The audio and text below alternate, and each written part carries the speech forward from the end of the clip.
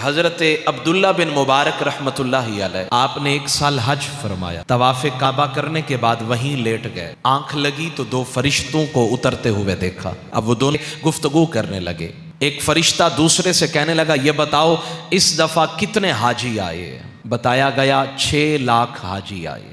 اب دوسرا فرشتہ کہنے لگا یہ بتاؤ ان میں سے کتنے حاجیوں کا حج اللہ نے قبول کیا؟ تو فرشتہ کہنے لگا ایک بھی حاجی کا حج اللہ نے قبول نہیں کیا۔ 6 لاکھ حاجی ہیں اور کسی کا بھی حج اللہ نے قبول نہیں کیا ہے۔ ہاں، ایک دمشق کے اندر ایک موچی ہے جو جوتیاں گانٹتا ہے، وہ حج پہ آیا نہیں، اس کا حج وہیں بیٹھے بٹھائے اللہ نے قبول بھی کیا، اور اسی کی برکت سے اللہ نے 6 لاکھ حاجیوں کا حج قبول بھی فرما لیا۔ حضرت عبداللہ بن مبارک رحمت اللہ علیہ فرماتے ہیں میری حیرت کی انتہا نہ رہی، جو آ گئے ہیں ان کو قبول ہی نہیں کیا، جو آیا بھی نہیں، بیٹھا بھی دمشق میں ہے، اس کو بھی اللہ نے حاجی بنا دیا، اس کی برکت سے 6 لاکھ حاجیوں کا حج اللہ نے قبول کر لیا۔ یہ کیسا مرد کلندر ہے۔ حضرت عبداللہ بن مبارک فرماتے میں حج سے فارغ ہوا تو میرے اندر جستجو پیدا ہوئی، ذرا اس کا دیدار تو کریں نا، ذرا یہ کون ہے جس کی وجہ سے اللہ نے 6 لاکھ حاجیوں کا حج قبول کی۔ فرماتے میں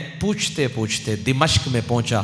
دمشق میں جب پہنچا تو میں نے جا کر اس کے دروازے پہ دستک دی۔ وہ باہر نکلا تو میں نے کہا کہ میں آپ سے شوق ملاقات لے کر آیا ہوں۔ کیسے آنا ہوا؟ کہا کہ میں طواف کعبہ کر کے سویا تو میں نے 2 فرشتوں کو اترتا ہوا دیکھا، اور ان کی گفتگو کو میں نے سنا کہ تمہاری وجہ سے اللہ نے 6 لاکھ حاجیوں کا حج قبول کیا ہے۔ اس نے کہا پہلے یہ تو بتائیں آپ کون ہیں؟ آپ نے فرمایا دنیا مجھے عبداللہ بن مبارک کہتی ہے۔ اس نے چیخ ماری، زمین پہ گرا، بے ہوش ہو گیا۔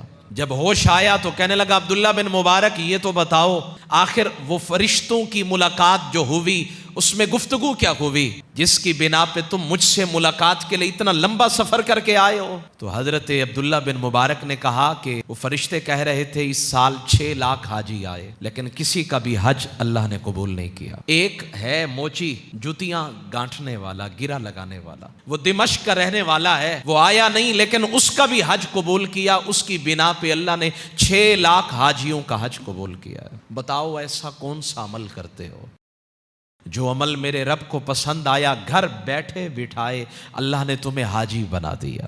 اس نے کہا مجھے اور تو کسی عمل کا پتہ نہیں ہے، ایک عمل ہے جو بتا دیتا ہوں۔ میرے دل میں بڑی خواہش تھی کہ حج کے لے جاؤں، اسی لیے میں نے 300 دینار جمع کیے، اور ایک دن میرے پڑوسیوں نے کھانا بنایا، کھانے کی خوشبو میرے گھر تک پہنچی تو میری بیوی نے کہا جاؤ جا کر ان سے کھانا مانگ کر آؤ، ہم بھی کچھ کھانا کھا لیں۔ جب میں پڑوسی کے دروازے پہ پہنچا تو میں نے کھانا مانگا، وہ رو پڑا۔ میں نے کہا یار میں نے تو کھانا مانگا ہے، تم رو کیوں رہے ہو؟ اس نے کہا رو اس لیے رہا ہوں 7 دن ہو گئے گھر میں فاقے ہیں، 7 دن ہو گئے بچے بھوکے ہیں۔ آج جب 7واں دن آیا تو میرے بچے بھوک سے بلکنے لگے، رونے لگے، تو میری بیوی نے مجھے مجبور کیا جاؤ کچھ تو لے کر آؤ۔ میں جنگل میں گیا، ایک گدھا مرا پڑا، مرے ہوئے گدھے کا میں نے گوشت کاٹا اور لے آیا۔ ہماری تو جان پہ بنی ہوئی ہے، ہم تو مرنے والے ہیں، ہمارے لیے اضطراری حالت کے اندر اس گدھے کا گوشت کھانا جائز ہے، لیکن تم کیسے کھا سکتے ہو؟ تمہیں تو اللہ نے صاحب توفیق بنایا، صاحب ثروت بنایا ہے، تمہارے لیے حلال نہیں ہے۔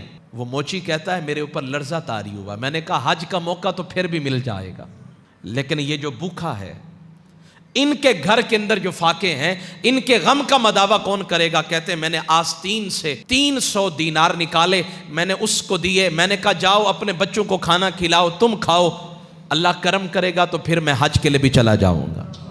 مجھے کوئی اور عمل یاد نہیں ہے۔ حضرت عبداللہ بن مبارک نے فرمایا لگتا ہے یہ عمل میرے رب کو پسند آ گیا، تبھی اللہ نے تیرا حج بھی قبول کیا، اور تیری وجہ سے اللہ نے 6 لاکھ حاجیوں کا حج قبول فرما لیا۔ 10 لاکھ لگا کے حج کے لے جاتے ہیں، 15 لاکھ لگایا، وہاں شاپنگ بھی کی، وہاں سامان بھی خریدا، لیکن یہاں لوگ بھوک سے مر رہے ہیں، یہاں لوگ فاقوں سے مجبور اور بے بس ہیں، یہاں امت کی بیٹیاں اپنی عزتیں نیلام کر رہی ہیں، یہاں تھر کے اندر بچے بھوک کی وجہ سے، غذا کی قلت کی بنا پہ خودکشیاں کر رہے ہیں۔ ہم حج کرنے کے لیے جائیں، اچھا عمل ہے، لیکن حج کرنے سے پہلے ذرا اپنے ارد گرد بھی دیکھیں کتنے بھوکے لوگ ہیں، کتنے بے بس اور نادار لوگ ہیں جنہیں آپ کی مدد کی ضرورت ہے۔